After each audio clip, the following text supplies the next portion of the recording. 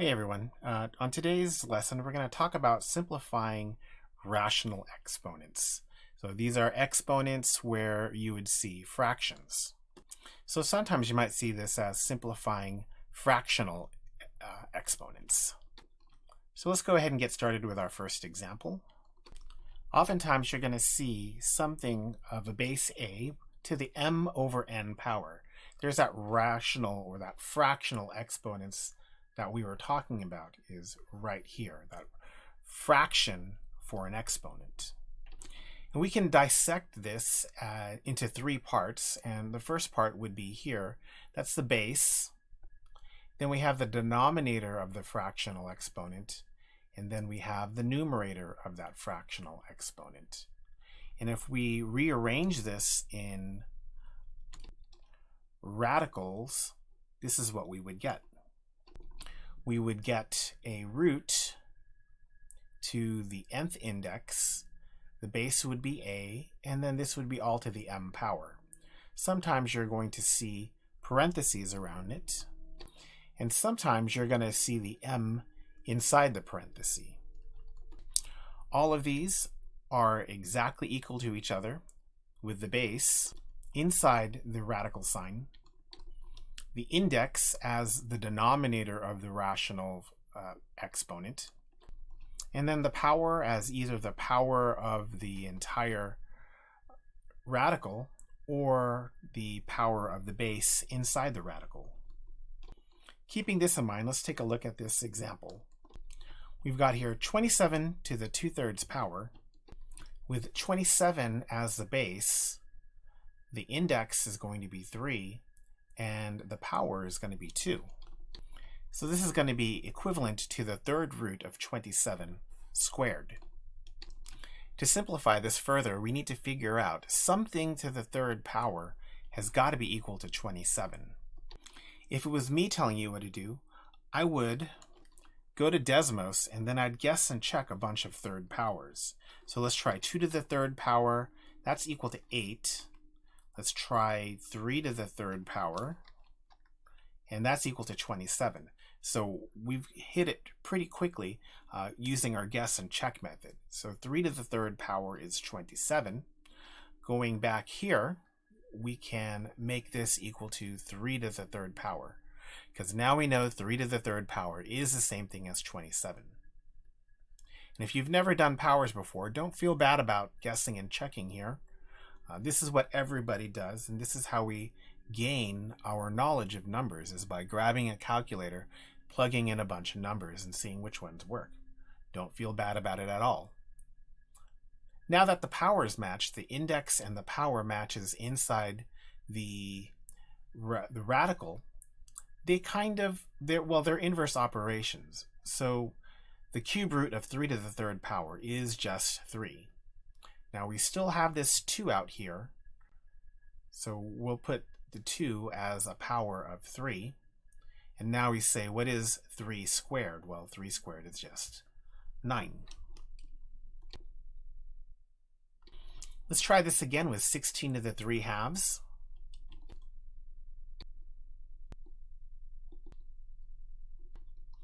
And once we figure out where all the numbers go, we'll try and match the index with the appropriate power. So something squared is going to be equal to 16. Now hopefully you have done enough numbers where you know that that's going to be equal to 4. And if you haven't done enough numbers, then again, just go to Desmos and check out a bunch of second powers until you hit upon the right one. So now we've got 4 squared and the square root of 4 squared. That's just equal to 4. We still have that third power out there. This power, we still have that to deal with. So now we try to figure out 4 to the third power, and I happen to know that that's 64. And if you don't, then go ahead and grab your calculator and do 4 to the third power. Not a big deal. Let's try the third root of 125 squared. I'm going to try and match the index with a power inside the radical. So I'm looking for the third power of some number is equal to 125. Let's go ahead and grab our Desmos, and we'll go and keep calculating third powers. Let's try 4 to the third power, that's 64. And then let's try 5 to the third power, see what that gets us. Okay, that's 125. So since 5 to the third power is 125, we're looking for the cube root of 5 to the third power. Because the power matches the index again, the radical just becomes 5, and the square is still there, and then 5 squared is equal to 25. Let's try 243 to the 4/5 power, and we're going to write this again as a radical expression. 243 is my radicand. My index is 5, and then my power is 4. So we need to think about something to the 5th power is 243, and we're set up for third powers now, so let's delete everything here. And we'll start guessing and checking. Let's go with 2 to the 5th power. Okay, that's 32. How about 3 to the 5th power? Okay, that's 243, so that happened pretty quickly. We know 3 to the 5th power is 243. Coming back to the work, we can put a 3 here, and which means we could put a 3 inside here. Just like last time, the index now matches the power inside the radicand, so they are inverse operations, and we get 3 to the 4th power, and then 3 to the 4th power is just 81. Now what if I have 25 to the negative 3/2 power? Hopefully you remember that this is the same thing as a reciprocal, 1 over 25 to the 3/2 power. But other than this, we're going to do everything pretty much exactly the same way. We're going to turn this into a radical form, with the only difference being we're doing everything on the denominator. We'll match the index with a power on the inside, so we need something to the second power is equal to 25, and I know that that's 5. 5 squared is 25. So we'll put our 5 here. That's going to allow me to get rid of that square root. So 1 over 5 cubed, which is the same thing as 1 over 125. Okay, let's do things with variables this time, and let's take a look at x to the 5/4 power. Hopefully you remember your long division, and if you see 5 over 4, you know that that's the same thing as 5 divided by 4. And let's do this with remainders. 4 goes into 5 one time, and that gives me a remainder of 1. And believe it or not, that is super helpful for me, because we could also write that instead of remainder 1, remember that we could also write that as 1 and 1/4.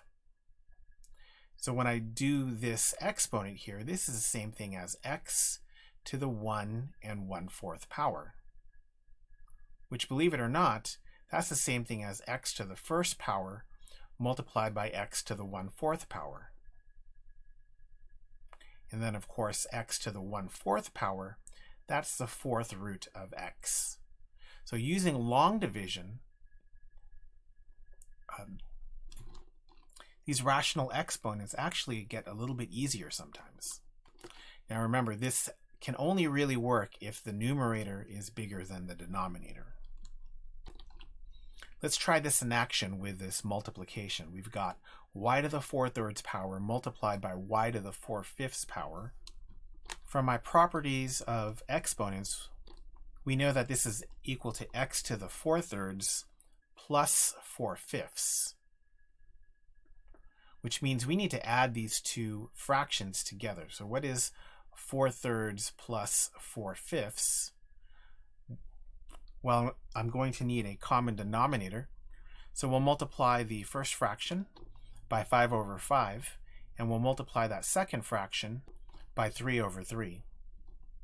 This gives me 20/15 plus 12/15, which is just 32/15. So this multiplication is equal to y to the 32/15 power. And now we're going to utilize what we were just talking about. We're going to do 32, which is bigger than 15. We'll do 32 divided by 15. Well, 15 goes into 32 two times, and that has a remainder of 2. So this is 2 and 2 to the 15th power. Sorry, 2 and 2/15.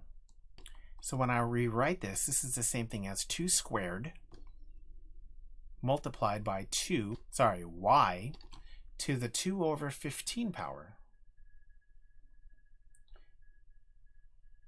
And if you remember how to simplify that, that's y squared multiplied by the 15th root of y squared again. Radicand, index, and power. That wasn't actually an easy problem, and I think you'll get to a lot of upper math people probably would have a difficult time with this one as well. But not you, because you're watching my videos. Let's try the 5th root of x to the 14th power. So I'm going to rewrite this as a rational power. So this is x to the 14/5. And then I'm going to do my division. Numerator 14 divided by the denominator 5. That's going to be 2. Remainder 4. So 4/5 power. So I can re-express this as x squared multiplied by x to the 4/5 power. And once we have x to the 4/5 power, we can go ahead and re-express this as a radical. Base, index, and power. Let's try the same idea, but with a quotient of powers. So we know that if we have x to the 2/5 over x to the 7/3, we can subtract the powers. So this is x to the 2/5 minus 7/3. Same idea, but we're subtracting powers instead of adding powers. And again, if I'm going to subtract powers, I'm going to need a common denominator. So we'll multiply that first fraction by 3/3 and the second fraction by 5/5, which is 6/15 minus 35/15, which is negative 29/15. So the new power of x is negative 29/15, which we know we can express as a denominator. So that's 1 over x to the positive 29/15. Well, we can simplify this fraction again because the numerator 29 is bigger than the denominator 15. So let's go ahead and do that. 29 divided by 15. Well, that goes in one time with a remainder of 14. So this is 1 and 14/15. Coming back over here, this is the same thing as 1 over x to the first power multiplied by x to the 14/15 power. And if I turn this back into a radical, this is going to be 1 over x, and then the 15th root of x to the 14th power. Remember, index, power.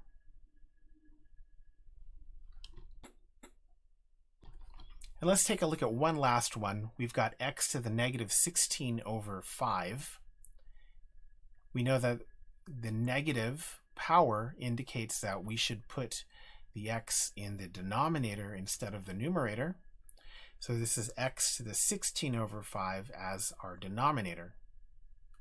Now we can simplify that by doing a division because we know the numerator, 16, is bigger than the denominator, 5. So we're going to divide 16 divided by 5. We know 5 goes into 16 3 times with a remainder of 1. So this is 3 and 1/5. So here on the denominator, we'll write down x to the 3rd power multiplied by x to the 1/5 power. Well, we know how to rewrite x to the 1/5 power. That is just the 5th root of x. So I hope these examples were good for you, that you were able to learn how to better simplify these fractional exponents. And we'll see you next time for more for area math class.